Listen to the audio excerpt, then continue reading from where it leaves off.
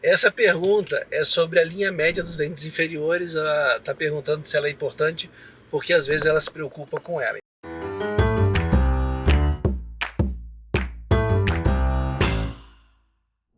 E aí pessoal, tudo bem? Então vamos lá? Vamos aproveitar aí o caminho para poder responder algumas dúvidas que vocês mandam aí no nosso Instagram, ou mesmo em algumas plataformas aí dos nossos cursos, não importa. A primeira pergunta que a gente tem aqui é se não precisa usar o fio retrator quando a gente vai fazer as facetas e as restaurações ou restaurações de resina composta com a matriz transparente, tá? Então primeiro assim, primeira coisa que o meu paciente sempre vai fazer é um tratamento voltado para a parte periodontal, para poder condicionar a sua saúde, deixar ela adequada. Então, tipo assim, isso é o primeiro cuidado que eu tomo sempre. Antes de realizar o tratamento, perto de antes, ele dá uma revisada nisso. Porque o que acontece? Quando a gente vai fazer ali a restauração dente a dente, eu preciso da máxima saúde gengival, independente da situação. Máxima saúde gengival. Ela precisa estar perfeita, não pode estar sangrando, não pode estar saindo exudato, porque senão vai comprometer o nosso processo de adesão. Mesmo que você use o isolamento absoluto, que você invagine a borracha e você use uma borracha de boa qualidade, tudo mais na hora de fazer o teu isolamento, se você tiver inflamação gengival, você vai ter ali saindo um certo exudato ali, ou você vai ver ali com magnificação alguma coisa saindo ali entre o dente e o seu isolamento. Então, é importantíssimo, primeiro, a condição de saúde gengival ser equiparada já no início do teu tratamento, tá? Agora é o seguinte, quando você está fazendo ali dente a dente, e normalmente quando vai fazer os anteriores sempre eu faço com relativo, os posteriores, dependendo do caso, eu posso fazer com relativo, faço com absoluto, ou faço com absoluto.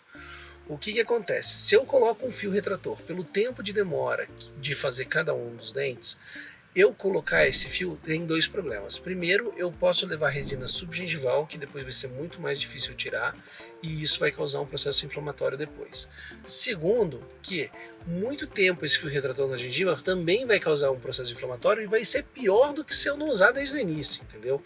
Então eu controlo bem a saliva, controlo bem o campo operatório, tudo mais. Com a saúde gengival, eu não tenho nada. Minha gengiva ela está sempre seca, do início ao fim do meu procedimento. E você pode mesmo, com magnificação e tudo, conferir isso.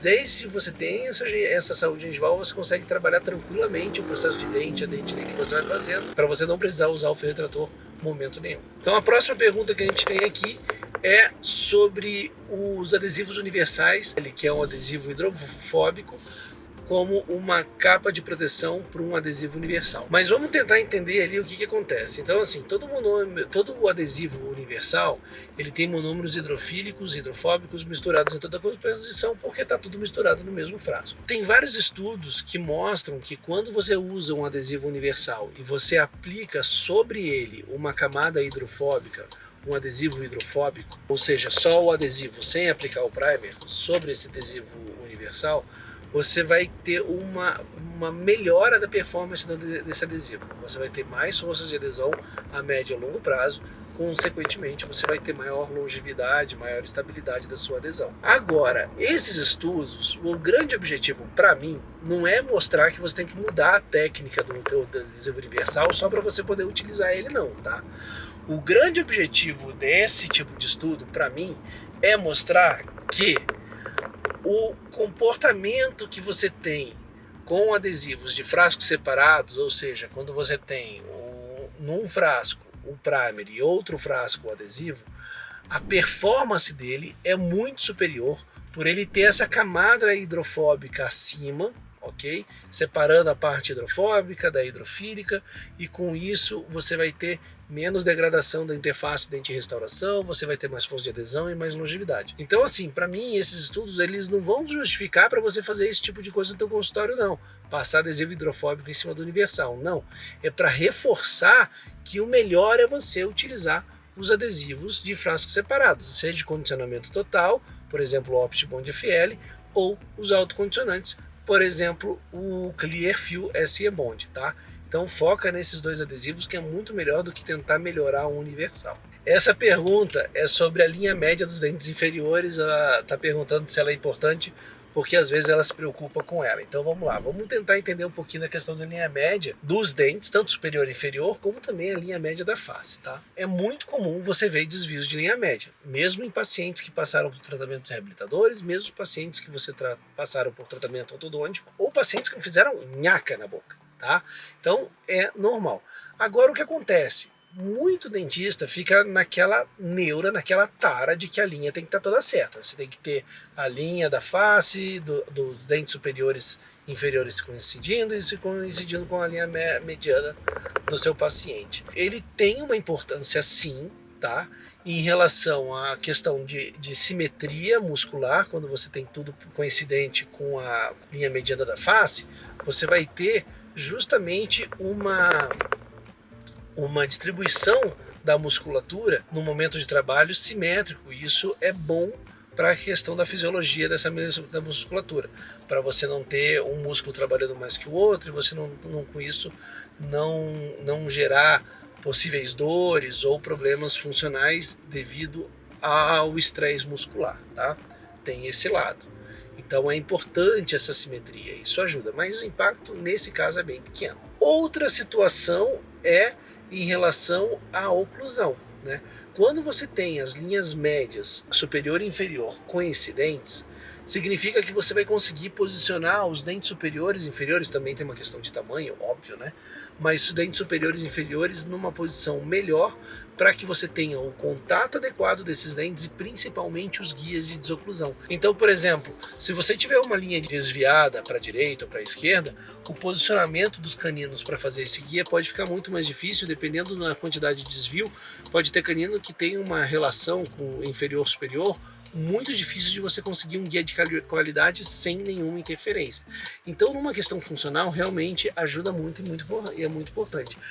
Mas você consegue ainda assim fazer compensações e mesmo com desvio conseguir fazer na grande maioria das vezes, um guia de desoclusão, por exemplo, adequado. Agora, tem muita gente que fica preocupado em relação à estética e não à questão funcional em relação à linha média.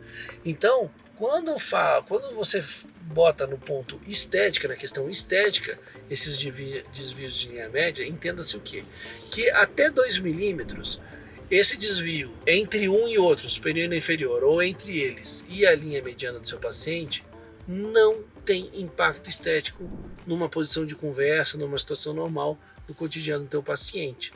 Agora, se ela for mínima ou coincidente, mas essa linha ela foi inclinada em relação à linha mediana, principalmente, uma dessas duas linhas, cara, isso fica muito evidente e esteticamente isso tem um impacto muito pior do que pequenos desvios.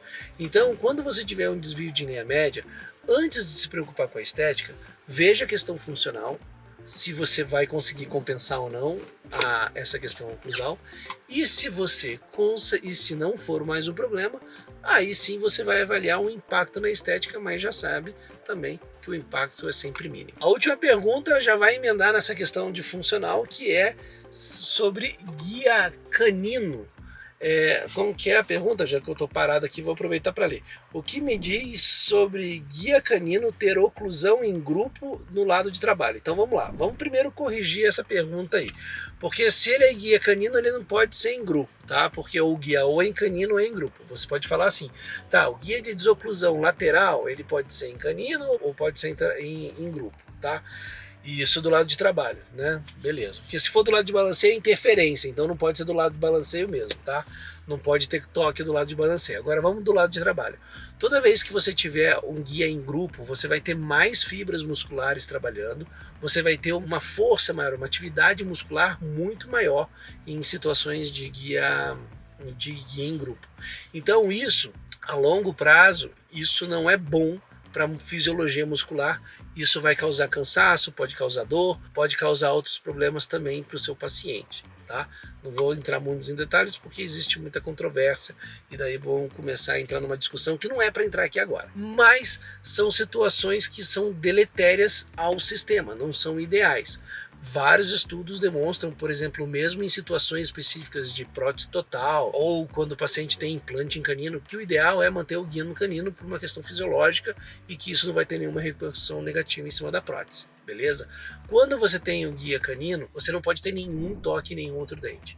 Do início do movimento ao final do movimento, o único dente que toca é o canino, todos os dentes só vão tocar no momento de máxima intercuspidação. E esse é o guia ideal para qualquer tipo de situação. Existem situações muito específicas, muito atípicas, que você vai ter que fugir para um guia em grupo, mas isso não pode ser a regra, tem que ser a exceção da exceção, porque, aliás, realizar um guia em grupo, ajustar um guia em grupo é extremamente difícil, extremamente complicado, porque se você não tiver todos os dentes posteriores fazendo esse guia ao mesmo tempo, começando e finalizando, sem que interrompa nenhum, sem que a intensidade de força seja maior em um dente do que no outro, ele tem que ser perfeito. Você não vai ter um guia em grupo, você vai ter uma interferência em um monte de dente. Então, um guia em grupo, além de ser muito mais difícil tecnicamente de se realizar, ele fisiologicamente ele é pior para a musculatura. Então é isso, se você tiver dúvida, é só você mandar para a gente em qualquer lugar, pode ser plataforma, pode ser aqui em algum comentário no YouTube, não importa. Se você manda a sua pergunta e estiver inscrito no nosso canal, você vai ver a sua resposta. Então vai lá e se inscreve, beleza? E daí já tem aí aparecendo para você provavelmente agora aqui, ó, 2 novas opções de vídeo, uma indicação do YouTube e uma indicação nova que eu tenho certeza que você vai gostar. Até a próxima, valeu!